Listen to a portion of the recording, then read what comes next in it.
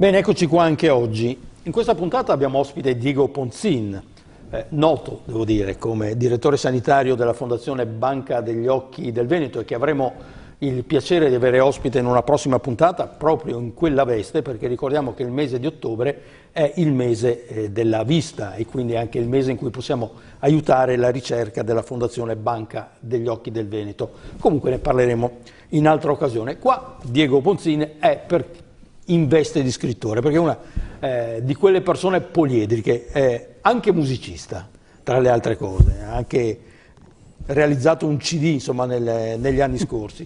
Adesso invece è tornato in edicola per i tipi della Cleup, e questo è il suo secondo romanzo, La descrizione della bellezza, ed è definito un libro tra il giallo e il noir.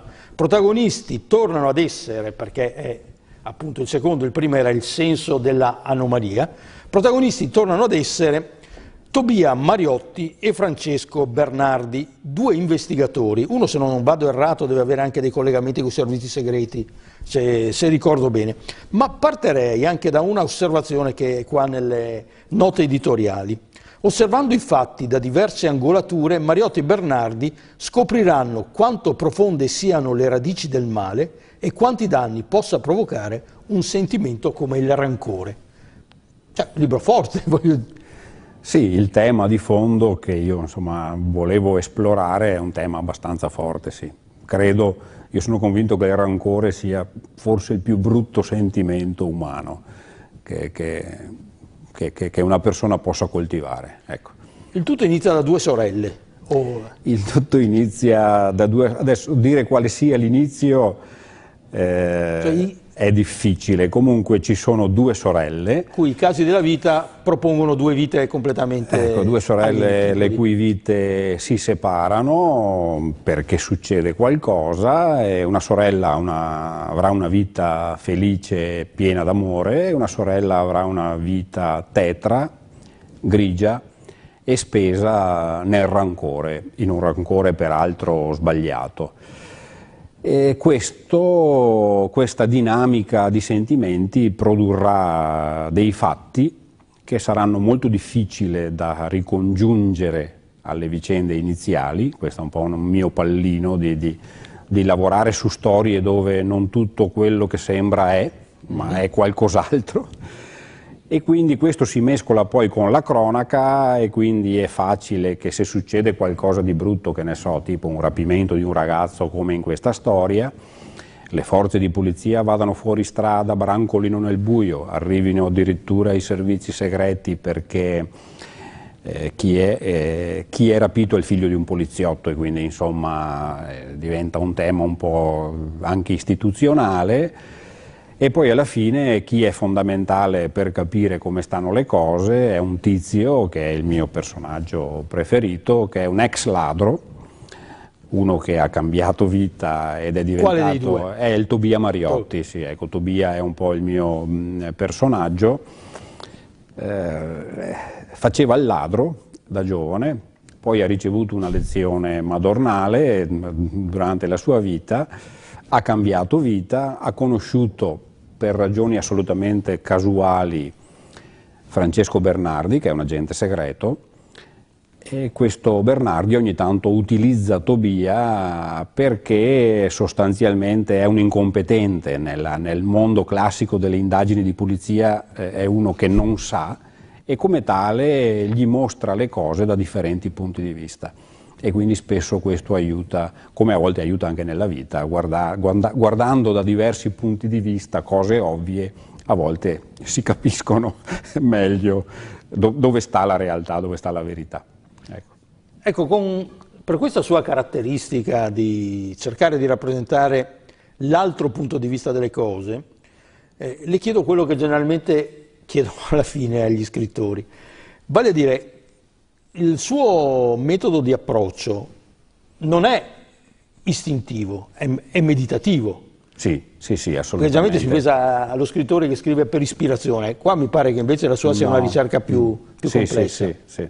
No, io sostanzialmente parto dai personaggi, Ripeto, i due personaggi principali sono sempre gli stessi, anche li sto facendo adesso lavorare, anche adesso che sto preparando il terzo romanzo, e poi facendo giocare questi personaggi nella mia testa comincio a costruire delle trame, e però insomma è tutto un lavoro di cesello, ecco, direi che non è un lavoro in cui arriva l'ispirazione e corro a prendere la penna. Ecco, quando arriva l'ispirazione ho già la penna in mano da un po' di tempo. Ecco.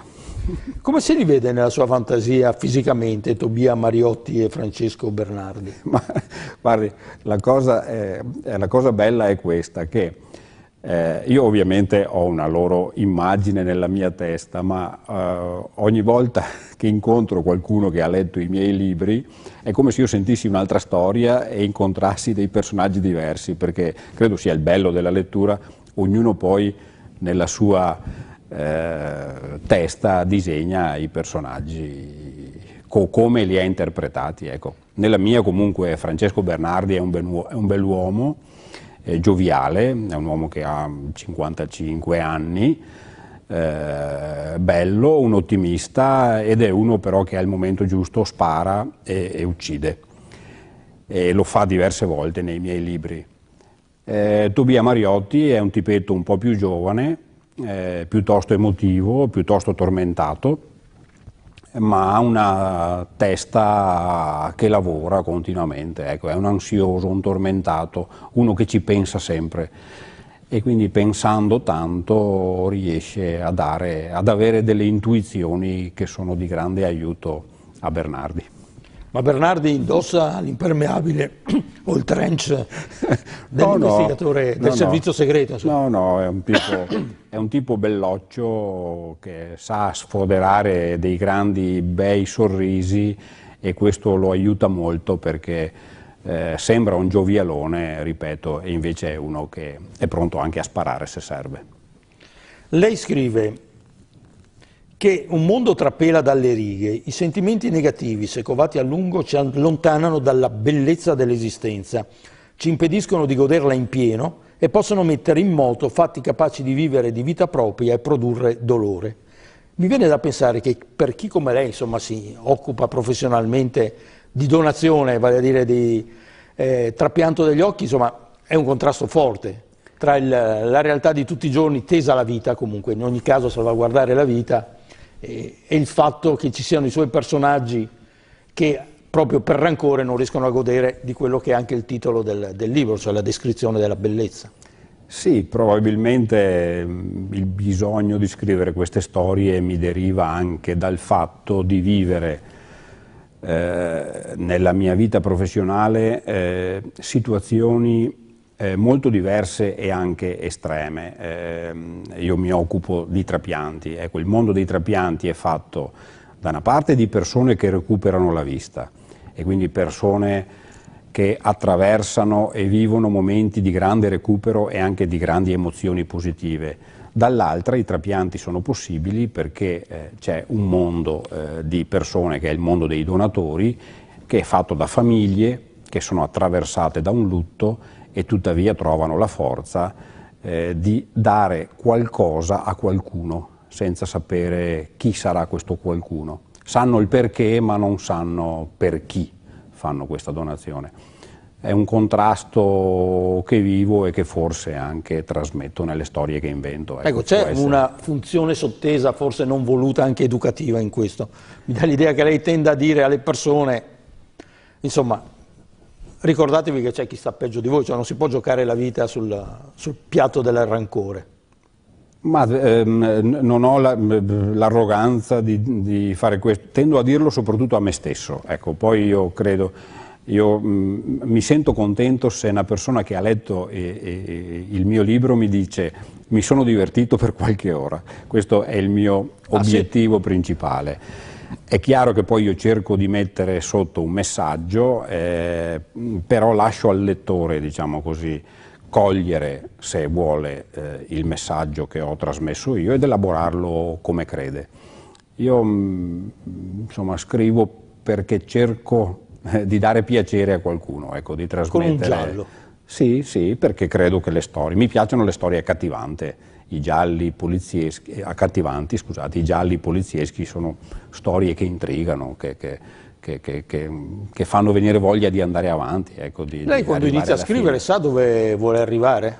Cioè è un po' una sorta di cubo di Rubik, dice, parte da una premessa, vuole arrivare ad una conclusione e costruisce gli incastri. Sì, conosco sempre la conclusione, sì, quando comincio a scrivere, sì. E dove si svolge la storia? Dunque, in tutti i miei libri, allora io ho un'ossessione per Napoli e mi piacciono, tra virgolette, le questioni legate alla malavita organizzata, quindi nei miei libri c'è sempre un po' di Napoli e un po' di Camorra. Napoli perché la adoro, la Camorra perché è un mondo che così insomma si presta. Pare una ricetta, ci sembra un pizzico di Napoli. Nel primo libro, che è Il senso dell'anomalia, c'è abbastanza Roma. Io ho anche vissuto a Roma, quindi insomma ho messo un po' di quella città. Nel secondo libro mi sono mosso a Padova, fra Padova e l'altopiano di Asiago.